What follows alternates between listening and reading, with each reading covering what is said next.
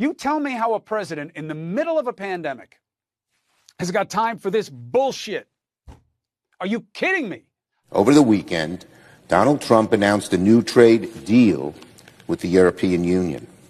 It will result in a $90 billion. The commercial relationship between the United States and China has officially descended into an all-out trade war, characterized by a rapid and aggressive series of retaliatory actions from both nations. Welcome viewers to my channel. If you're new here, please subscribe, like my video, and turn on notifications so you don't miss our next update.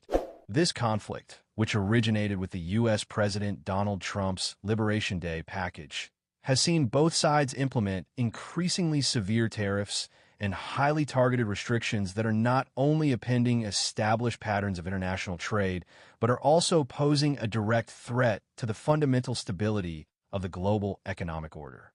The measures have expanded from broad, sweeping tariffs to surgical strikes on specific industries, companies, and products, signaling a dangerous new phase of the dispute. The consequences are far-reaching and deeply impactful, affecting supply chains, financial markets, and even the daily lives of consumers on both sides of the Pacific in ways that were previously unimaginable. This complex, multi-layered conflict is no longer just about trade imbalances. It has become a profound geopolitical and economic struggle for influence and control that could reshape the global landscape for decades to come. A detailed examination of the core actions and reactions, the tariff escalation, a vicious and accelerating cycle of retaliation. The centerpiece of this recent conflict is the relentless and punishing exchange of significant tariff hikes.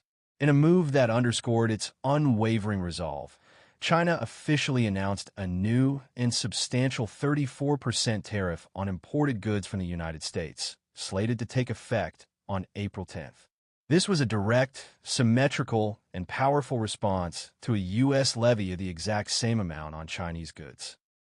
This initial U.S. tariff was a key component of President Trump's recent trade package.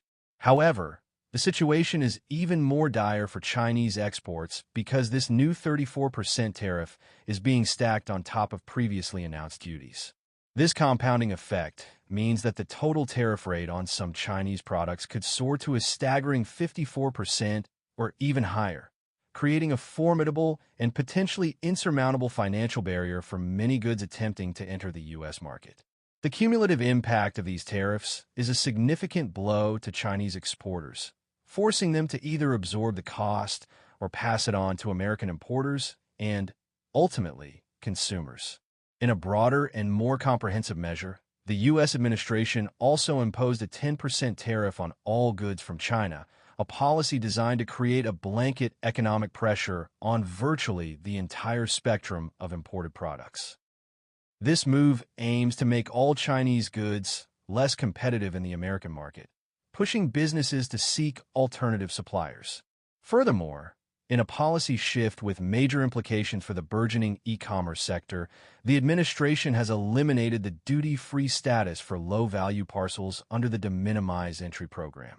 Previously, these small-value shipments could enter the U.S. without incurring any duties.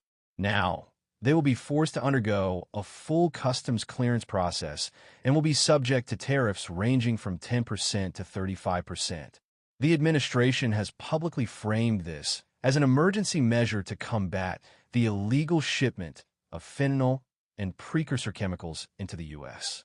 However, trade experts are quick to point out that the financial burden of these new duties will almost certainly be passed on to the consumer, making online shopping from China considerably more expensive and administratively complex. This directly impacts millions of consumers and small businesses that rely on these e-commerce channels for affordable goods, highlighting how the trade war is now reaching deep into the everyday lives of citizens. Legal challenges and strategic economic warfare. Beijing's response has extended well beyond simple tariffs, moving into the diplomatic and legal arenas to challenge the U.S. on the global stage. The Chinese government has taken the dispute to a global forum by filing a formal lawsuit with the World Trade Organization, WTO. China's Commerce Ministry has been vocal in its condemnation of Washington's actions, publicly labeling them a typical unilateral bullying practice that severely violates WTO rules and undermines the legitimacy of the global trading system.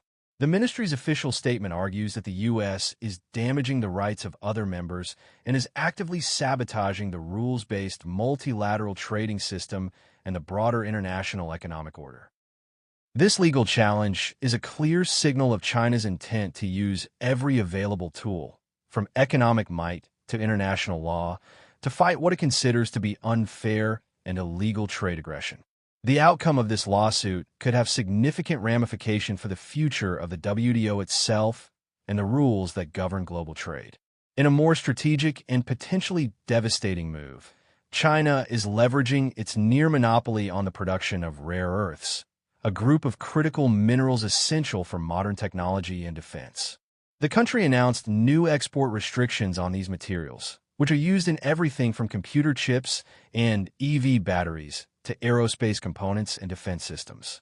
The list of minerals now under stricter control includes samarium and its compounds, which are vital for aerospace and defense manufacturing, and gadolinium, which is crucial for MRI scans. These restrictions could have a profound and long-lasting impact on global technology and industrial supply chains, as many companies worldwide are heavily reliant on Chinese rare earth exports. This is a powerful demonstration of China's ability to weaponize its economic position and create significant leverage in a trade dispute, as an interruption of these supplies could cripple key industries globally and force companies to scramble for new, more expensive sources. Targeted sanctions and disruptions to commerce. The conflict has also manifested through highly specific and targeted actions designed to cause maximum disruption and signal intent. China's Customs Administration has officially suspended chicken imports from 2 U.S. suppliers, Mountaire Farms and Coastal Processing, citing the repeated detection of a drug ban in China, furazolidone. This move not only affects these specific companies and their supply chains, but also serves as a potent warning to other U.S. exporters that China is prepared to use regulatory and safety justifications to block imports at will, creating a new layer of risk and uncertainty for American companies doing business in China. Adding to this list of retaliatory measures, the Chinese government has added 27 U.S. firms to lists of companies subject to trade sanctions or export controls. A significant portion of these 16 firms are now banned from exporting dual-use goods to China. The list of sanctioned entities includes prominent names like High Point Aero Technologies, a defense technology company, and Universal Logistics Holding, a major transportation and logistics firm. These sanctions represent a precise, surgical approach to the trade conflict, aimed at disrupting specific sectors and companies that are crucial to the U.S. economy and its technological and military superiority. The effect is to create a chilling effect on these industries and a signal that no company is safe from the fallout of the trade war. On the American side, there has also been a significant disruption to commercial logistics. The U.S. Postal Service has temporarily suspended the acceptance of inbound parcels from China and Hong Kong. While no official explanation was provided for this disruption, it is widely viewed as a direct consequence of the deepening trade tensions. This action directly impacts a key channel for cross-border e-commerce and communication, adding another layer of friction to the already strained relationship and creating logistical headaches for businesses and consumers alike. The cumulative effect of all these actions is an environment of extreme volatility, where the normal rules of international commerce are being rewritten in real time, with profound implications for the global economy and the future of international cooperation. The world is watching to see how this conflict will evolve and what its lasting legacy will be.